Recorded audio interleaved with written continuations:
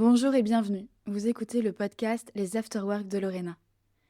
Et cette fois-ci, je ne vous accueille pas avec le générique habituel. Alors oui, ça peut paraître un peu plus solennel, je vous l'accorde, mais j'avais surtout envie de démarrer ce nouveau format en douceur. Comme pour vous inviter à ralentir et à vraiment écouter. Ce nouveau format, je l'ai appelé les voix du vivant. Tout simplement pour donner la parole à tous ceux qui font le monde de l'entreprise. Il existe tous les indicateurs possibles, celui du taux d'engagement, du turnover ou encore de la fidélisation. Mais qui sont vraiment les personnes derrière ces chiffres qui effraient tant les entreprises? Avec ce nouveau format, j'ai envie d'entendre. J'ai envie d'entendre Josué, Nathalie, Sébastien ou encore Narimen et tant d'autres encore. J'avais envie de révéler une parole vraie pour découvrir qui est la personne derrière une fiche de poste. Que cette personne raconte qui elle est, plutôt que ce qu'elle fait, et comment sa singularité peut s'exprimer dans son travail. Pour ce premier épisode du format Les Voix du Vivant, je vous invite à rencontrer Josué. Josué qui nous raconte comment de garçon discret mais bavard, il est devenu animateur d'événements et formateur en prise de parole. Son récit est un hymne à l'audace et au dépassement de soi. Sa vision du monde de l'entreprise est précieuse. Il invite les dirigeants à donner la parole aux collaborateurs, car donner la parole permet de faire exister. Je vous laisse alors avec Josué. Il n'y aura pas de générique de fin, donc n'hésitez pas à suivre le podcast pour être averti des prochains épisodes, et surtout on garde le contact sur LinkedIn pour continuer de révéler la beauté de la diversité de chacun, pour mieux s'enrichir et se relier.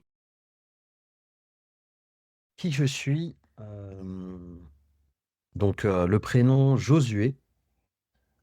euh, je me définirais ou je me présenterais plutôt comme quelqu'un de plutôt joyeux, jovial, qui aime beaucoup la connexion avec les autres personnes. Parce que je trouve qu'il y a une énergie collective qui se dégage quand on est en lien avec les autres. Et je trouve que c'est un peu le fil rouge de qui je suis. Également, une personne qui aime beaucoup les défis. Je me lance quelquefois des défis, des challenges. Euh, J'aime bien dire je suis là où on ne m'attendait pas. Euh, donc voilà, des challenges dans la vie qui me font avancer et qui font de moi qui je suis aujourd'hui. En fait, c'est vrai que la connexion aux autres, c'est quelque chose qui se fait naturellement. Évidemment, enfin, je me connecte pas non plus à toute la Terre. Il y a des personnes avec qui je sens que ça matche pas et c'est comme ça, c'est tout, faut l'accepter. Mais voilà, je me dis quand je pense que je suis encore en lien avec des personnes avec qui j'étais à l'école primaire, par exemple, ou au collège, c'est vrai qu'on a souvent tendance à me dire, mais comment tu fais pour rester en lien comme ça avec les gens? Moi, c'est quelque chose qui m'apporte, qui m'anime, ouais, c'est intéressant et c'est important pour moi. Et ça se fait tout naturellement. Et après, l'autre point des challenges, c'est qu'en fait, voilà, j'aime bien me fixer des objectifs dans la vie où moi-même, à un moment donné, quelques mois avant ou quelques années avant, je me suis dit, mais en fait, ça, c'est pas pour toi. Et du coup, j'avance dans ces chemins-là et je me rends compte que j'apprends beaucoup sur moi avec ça. Donc, ça m'anime tout autant. J'apprends que j'en suis capable. C'est-à-dire que sur certains défis, j'étais OK, les autres peuvent le faire. Et au début, je me dis, bah, c'est pas forcément pour moi ou voilà. Et puis après, quelques mois plus tard, je peux me dire, bon, bah, finalement, ça me tente bien. Je veux bien essayer. Finalement, qu'est-ce que j'ai à perdre? J'ai tout à y gagner, en fait, à aller dans ce challenge. Mais au final, ouais, j'apprends que j'en suis aussi capable. Je peux aussi le faire. Il y avait un chemin qui m'était tracé, peut-être, en tout cas que j'imaginais m'être tracé au début. Et en sortant un peu grâce à ces challenges-là et ces défis, je me rends compte que waouh! Et le nombre de chemins possibles qui finalement sont ouverts, mais que je peux me fermer pour X raisons. C'est vraiment dommage et ces défis-là, en fait, m'ouvrent vraiment les yeux et l'esprit, je trouve, sur tout ce qui serait possible de faire dans la vie. Donc ça m'apporte vraiment beaucoup. En fait, l'échec, que ce soit dans la société ou même souvent dans un cercle familial, on le voit vraiment comme quelque chose de très négatif et c'est vrai que quand tu grandis en te disant ça, en fait: «J'ai pas le droit d'échouer», bah, en fait, finalement, tu te fermes des portes. Parce que finalement, échouer, c'est continuer d'avancer et ça, c'est ce que je me dis aujourd'hui et je me rends compte que depuis que j'ai moins peur d'échouer, ou en tout cas que l'échec ne constitue pas un frein, monumental, bah, en fait, c'est là où je m'éclate le plus. Parce que, ben, du coup, j'ose essayer en me disant: «Ben, finalement, ça sera pas un échec. Si j'arrive pas à atteindre mon objectif, quoi qu'il arrive, j'aurais avancé, j'aurais appris quelque chose et surtout j'aurais appris sur moi-même, sur qui je suis finalement», qui est, ben, la première question qui a lancé, cet échange. Quel genre d'enfant j'étais? Plutôt un enfant, alors réservé, c'est-à-dire que j'étais plutôt timide. Hem, voilà, quand je connaissais pas les gens, je j'allais pas forcément vers eux et cetera. Mais en même temps, quelqu'un qui depuis jeune arrivait à me connecter aux gens facilement, à moi j'ai toujours eu un côté un peu bizarre, je m'en suis rendu compte même en grandissant. C'est que, les personnes qui peuvent être mises à l'écart, tu vois un peu comment ça peut être, à l'école, voilà, un tel, on le met à l'écart et cetera. Bizarrement, je sais pas si je peux le dire comme ça, mais, moi ça me poussait à aller vers ces gens-là pour réussir à les intégrer. En tout cas pour les ramener quelque part. Alors que moi-même à la base, j'étais plutôt timide et réservé, mais j'avais toujours ce côté-là et cette volonté, voilà de faire en sorte que les gens ne se retrouvent pas seuls, en fait. Voilà, qu'on puisse, se connecter, échanger, partager, même si c'est un tout petit quelque chose, un tout petit moment, c'est pas grave. Mais, ouais, je dirais que voilà, plutôt un enfant, comme ça, très calme, pas trop d'histoire. À l'école, un grand bavard, parce que malgré la timidité, une fois que tu me lances, je suis parti et ma mère me disait toujours: «Mais en fait, tu es comme une radio, tu t'arrêtes jamais de parler» et ouais, voilà, je dirais un peu, voilà, ce côté, toujours une volonté d'inclure les autres, parce que je trouve que c'est quelque chose qui est important et qui donne vie, en fait, à tout le monde. Ce côté, j'existe aussi, même si les autres me mettent de côté, je veux que tout le monde se sente exister. J'ai mis du temps, par exemple, tu vois, à m'imaginer dans un métier. J'aimais faire du sport, donc j'en ai toujours fait. J'ai testé plusieurs sports, le football, le basketball, le combat complet, bien plus tard l'athlétisme. Donc voilà, le sport, un peu de musique parce que j'écoute beaucoup de musique et j'aime beaucoup ça et ça m'anime aussi beaucoup. Mais ouais, tu vois, j'arrivais pas, tu sais, quelquefois on me dit: «Ah ben, quand tu étais petit, je sais pas, tu voulais être, je sais pas quoi». J'avais beaucoup de mal à me projeter. J'ai, c'est que très tard, en fait, que j'ai trouvé ma voie, on va dire. Je me rappelle, en fait, j'étais encore au lycée. Honnêtement, je savais pas trop ce que je voulais faire et en fait, à ce moment-là, j'avais choisi, donc j'ai fait un baccalauréat, STG, sciences et technologies de gestion, je crois que c'est ça. Aujourd'hui, c'est devenu STMG et j'avais choisi les il y avait plusieurs options. Il y avait soit, marketing, soit communication et ressources humaines. Bon, marketing, ça me disait pas grand-chose à cette époque-là. Du coup, j'ai choisi communication et ressources humaines en me disant, bon, je sais pas exactement ce qu'il y a derrière ça, mais l'appellation me plaît bien. Et en même temps, voilà, vu que j'avais tendance à bien papoter, on m'a dit, écoute, communication, tu es tout le temps en train de parler, va en communication. Donc en fait, au début, la voie, c'était ça. Ensuite, j'ai fait un DUT technique de commercialisation. À ce moment-là, je savais toujours pas exactement ce que je voulais faire. Il y avait beaucoup de matières. Et en fait, c'est là où finalement, je me suis orienté vers la communication. Pourquoi? Pour en fait, ben, valoriser. Pour moi, la communication, c'est valoriser une activité plutôt sur la communication externe et valoriser en fait, ben, du coup, les projets, les salariés quand il s'agit de la communication interne. Et en fait, je me rends compte aujourd'hui que finalement, c'est mon fil rouge, c'est la communication. Alors c'est vrai que j'ai passé 10 ans dans une grande entreprise française que tout le monde connaît.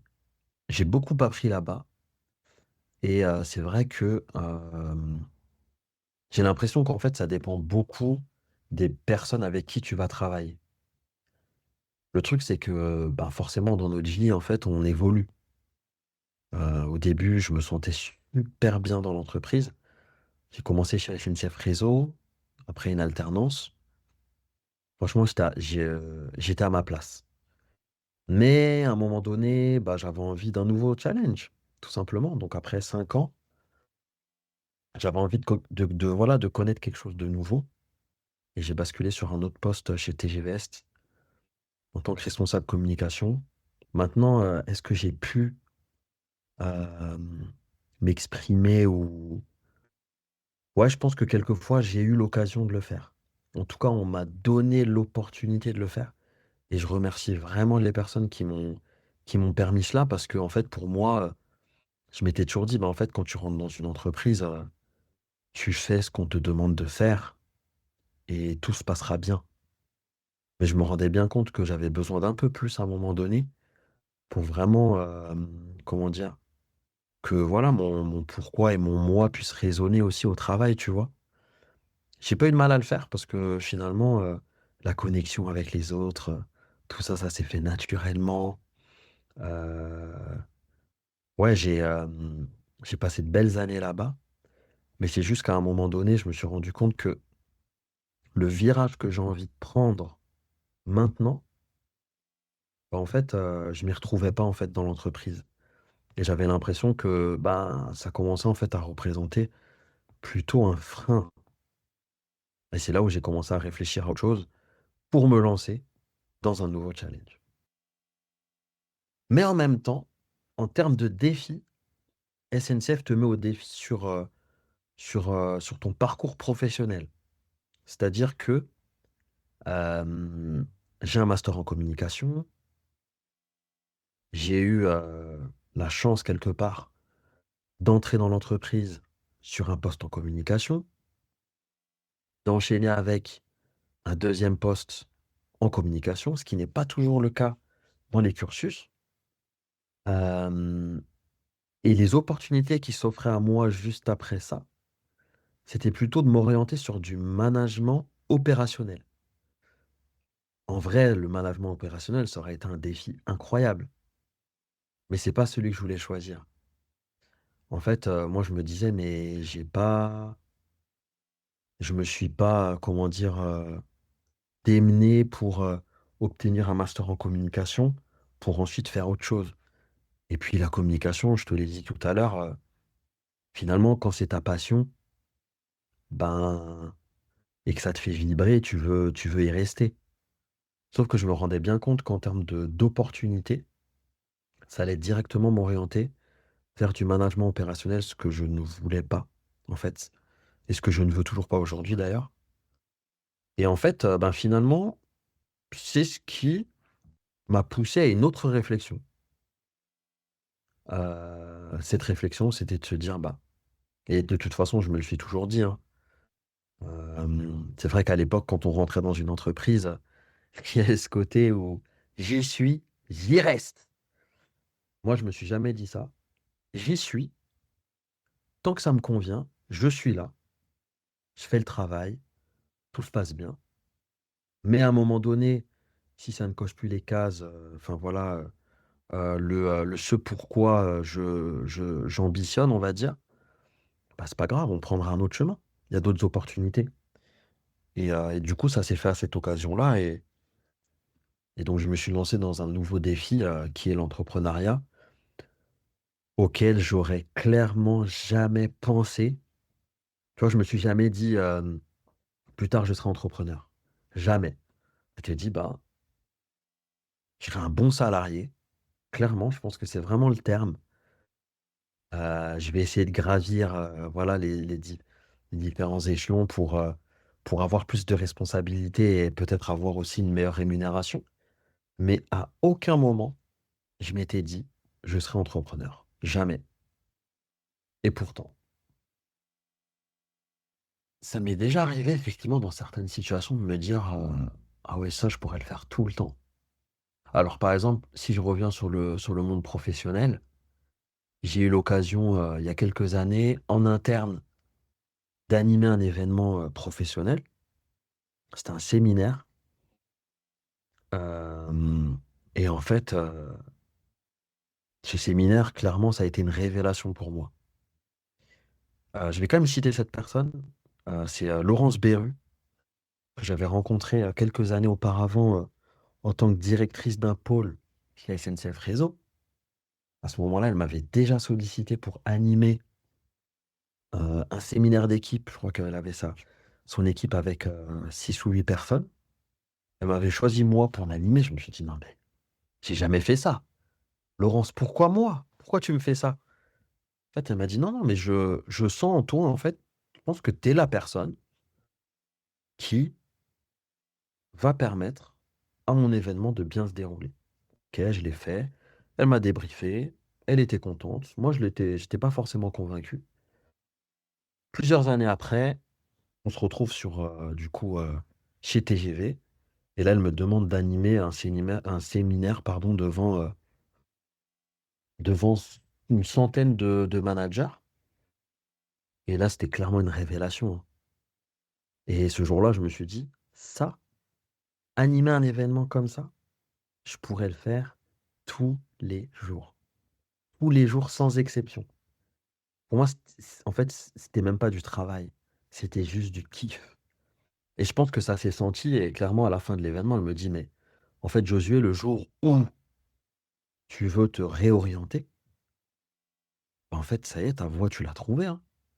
Et je lui ai dit: «Bah non, je suis un communicant, je vais rester là, c'est très bien comme ça. En faire un peu par-ci par-là, pourquoi pas?» Et en fait, cette phrase-là qu'elle a pu, me dire ce jour-là, me prononcer ce jour-là, je pense qu'elle avait déjà planté une graine plusieurs années avant. Alors, je vais pas dire sans faire exprès, parce que Laurence, elle est, voilà, elle est, je pense qu'en termes de comment dire? Révélatrice de talent, je vais le dire comme ça. Mais en fait, ben, tu vois, aujourd'hui, j'ai mon activité, je forme à la prise de parole en public et j'anime des événements et faire ça, en fait, aujourd'hui, j'ai l'impression que je ne travaille pas. Donc c'est vraiment aussi le lien avec ça, une découverte, une porte ouverte, une opportunité saisie qui derrière t'emmène sur un chemin auquel tu aurais pas du tout pensé et du coup, rien que pour ça, je me dis: «Mais c'est vrai que quelquefois on peut peut-être, voilà, nous proposer des choses qu'on peut trouver, bizarres ou en tout cas se dire, "Je pense pas être la bonne personne"». Bah, le conseil que je donnerais aujourd'hui, c'est finalement essaye. Qu'est-ce que tu as à perdre? Moi, je me dis toujours aujourd'hui: «Finalement, si j'essaye et que ça ne me enfin voilà, ça met pas, ma vie en danger, bah, en fait, go, hein. On y va finalement. On va apprendre. On va s'éclater peut-être. En tout cas, je me dis qu'il y a tellement de belles choses à gagner plutôt qu'à perdre, autant essayer». C'est vraiment, je pense que ce jour-là, je me suis dit: «Ouais, je pourrais faire ça toute ma vie, prendre la parole devant d'autres personnes». Et pourtant avant ça, j'étais timide, hein, mais bon, il s'est passé plein de choses entre-temps, des challenges, hein, et des défis. je me sens tellement bien. En fait, je me suis rendu compte que alors après avoir, animé quelques événements en interne, hein, on m'a quand même, donné l'opportunité de le faire, plusieurs fois et j'en remercie encore les personnes. Alors c'est vrai que de toute façon, quand tu es communicant, ben, tu dois savoir tout faire. Ça, c'est un autre sujet qui me dérange un peu, mais du coup, ça te permet aussi peut-être de te découvrir sur ton profil et sur ce qui te plaît vraiment. Et finalement, ça a été la transition pour moi. En tout cas, comment je me sens? Trop bien. Alors, trop bien. Ça nécessite de la préparation, et puis, voilà, ça se fait pas tout seul, comme on dit. Mais, j'ai vraiment l'impression d'être à ma place, effectivement, quand je suis devant des personnes, heu, parce qu'en fait, pour moi, ce qui est intéressant, c'est j'ai participé à plusieurs, séminaires en entreprise et en fait, j'avais l'impression que la connexion avec les participants, elle était pas là. En tout cas, pas assez ou pas toujours. Et finalement, tu vois, tu m'as posé la question de qui suis-je? Le lien avec les personnes qu'on pouvait mettre de côté ou en tout cas pas forcément bien intégrées. En fait, je me rends compte que moi, dans les événements que j'anime, je veux laisser la place à tout le monde. Je veux que tout le monde se sente, comment dire, concerné par l'événement. Donc du coup, pour moi, le mot d'ordre, c'est l'interaction. Tu me donnes un micro à un événement, je me rappelle encore, l'année dernière où j'ai animé une cérémonie de remise de diplôme. Ça se passait bien, hein. Mais à un moment donné, j'ai ressenti le besoin de prendre mon micro et d'aller, rencontrer les personnes qui étaient là, de leur tendre le micro et de les écouter, en fait. Et en fait, voilà, moi c'est ça qui m'anime, c'est je suis là pour dynamiser l'événement, mais pour moi, il sera encore plus dynamique dès lors que j'arriverai à créer de l'interaction avec les personnes, qui sont dans la salle. Ça passe par le regard, ça passe par des questions et puis quelquefois ça passe par le micro tendu aussi. Donc, voilà, c'est vraiment le moment où je me sens exister en fait. Je pense que c'est ça finalement, se sentir exister et se rendre compte à quel point ce que tu es en train de faire apporte aux autres.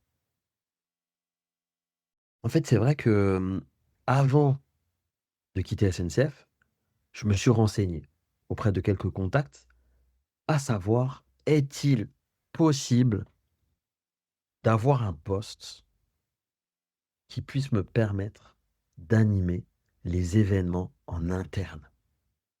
Pour moi, en fait, c'est vraiment ce que je voulais faire. Les événements en interne, tu le sais bien, au sein de la SNCF, il y en a régulièrement. Moi, juste chez TGVest, il y en avait déjà pas mal. Et je m'étais dit: «Mais franchement, mais si ça pouvait être ça mon quotidien?» Préparer, animer, dynamiser, créer de l'interaction, marquer aussi les personnes qui participent. Bah, honnêtement, moi j'aurais pris ça, hein.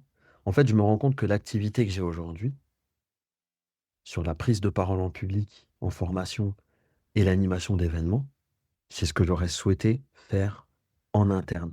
Mais voilà, alors bon, il aurait peut-être déjà fallu être à Paris, mais ça, j'ai envie de dire, on s'arrange toujours, voilà, avec, le télétravail et cetera et peut-être aller, sur les événements, peu importe où ils auraient été en France, hein, clairement. Hem, mais à ce moment-là, c'est vraiment ce que je voulais faire.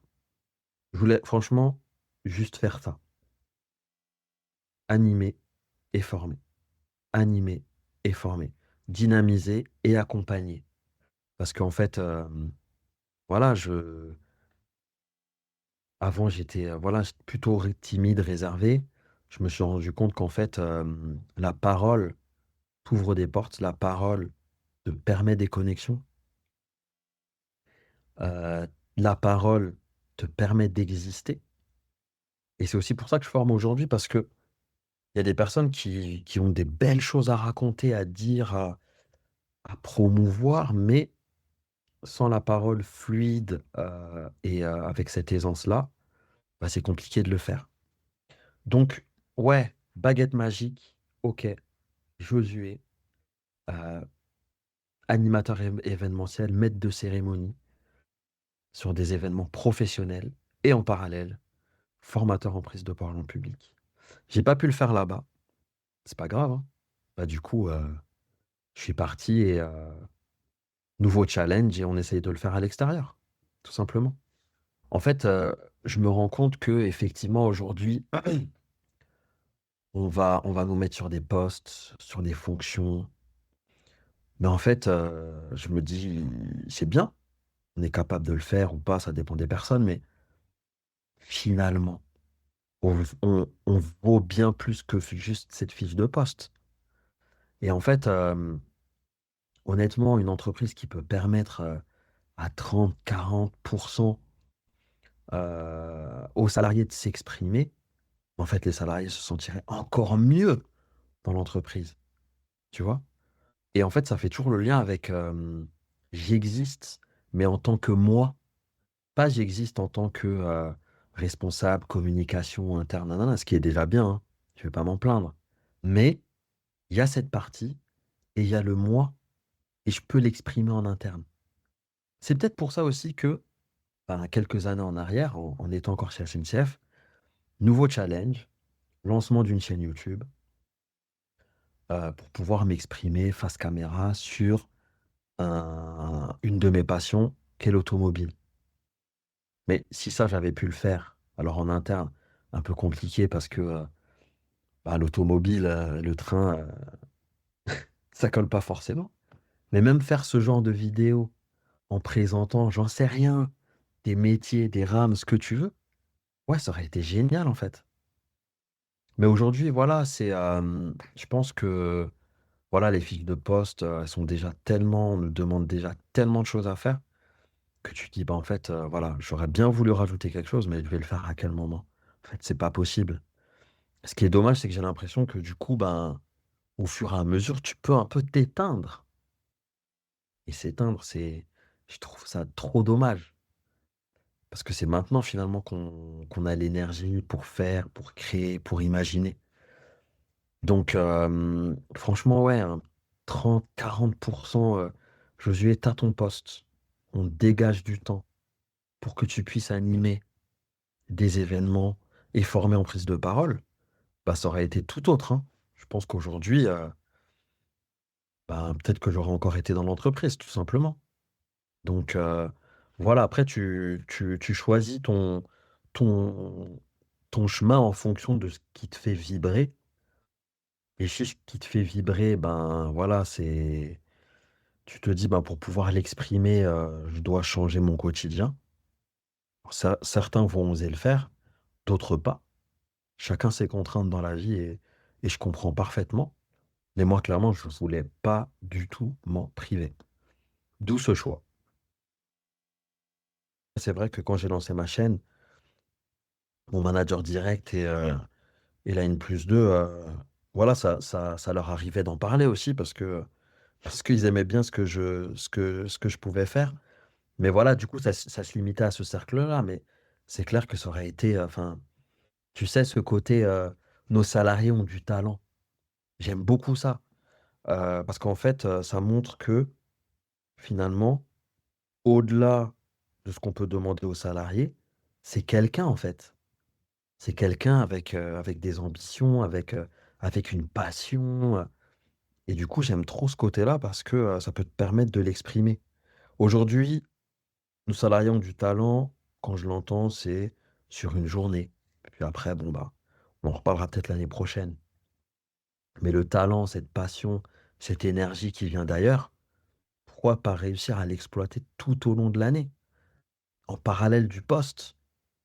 Parce qu'en fait, finalement, quoi de mieux que de permettre à un salarié de pouvoir s'exprimer pleinement et d'être qui il est? S'il peut le faire au travail, bah voilà, si l'entreprise, m'avait permis peut-être, de m'exprimer un peu plus sur ses passions, sur cette énergie autour de la prise de parole, que ce soit un événementiel ou formation, bah, mon parcours aurait encore été différent, en fait. Donc finalement, voilà, avec quelques questions, et quelques peut-être aménagements dans les entreprises, tout peut changer. Surtout, qu'on est dans on est, à une époque où, ben, voilà, les salariés, on parle beaucoup de turnover, de changement de poste, de salariés qui se sentent bien ou pas. Finalement, quelque part, on a peut-être juste besoin de pouvoir exprimer notre potentiel, en fait. Qui on est, ce qu'on veut faire. Parce que c'est vrai qu'aujourd'hui, quand tu fais un entretien individuel, tu te dis: «Bah, ça sert à rien que j'en parle parce que de toute façon, ça sert à rien, ça non plus, ça non plus». Finalement, tu te brides et en fait, et tu te laisses pas la chance finalement d'être toi. En fait, j'ai envie de dire, c'est gagné, tu vois? Ou alors, comme certains, bah, on va se dire: «OK, c'est pas grave, je vais le faire ailleurs». Après ça fait peut-être aussi partie d'une histoire professionnelle, hein, du parcours. Mais en fait, c'est vrai qu'en fonction des opportunités, les choses peuvent vraiment changer. Alors qui je suis aujourd'hui, en 3 mots, je dirais, dynamique. Pourquoi? Parce qu'en fait, j'aime quand ça bouge et je me rends compte que j'ai besoin de ça. J'ai besoin que ça bouge, qu'il y ait des challenges, qu'il y ait de l'échange, qu'il y ait de l'interaction. Donc il y a vraiment ce côté, dynamique, dynamisé. Ensuite, je dirais, le fait de pouvoir, révéler.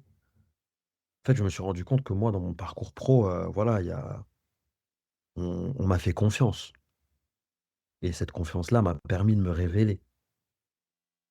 Bah, du coup, je me dis aujourd'hui, si je peux aider d'autres personnes à se révéler, notamment avec la formation en prise de parole en public, go, go, go, go, go, go. Donc voilà, il y a ça et puis après, je dirais, alors ça se voit pas forcément, ça dépend. C'est quelque chose que je garde assez, plutôt pour moi, mais je dirais un peu un côté, un peu folie.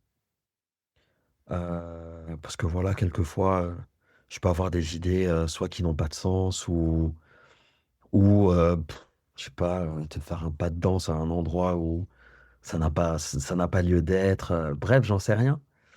Hem, mais du coup, ouais, je trouve que ça me représente aussi, ce côté un peu quelquefois un peu foufou, mais voilà, que je vais pas toujours laisser,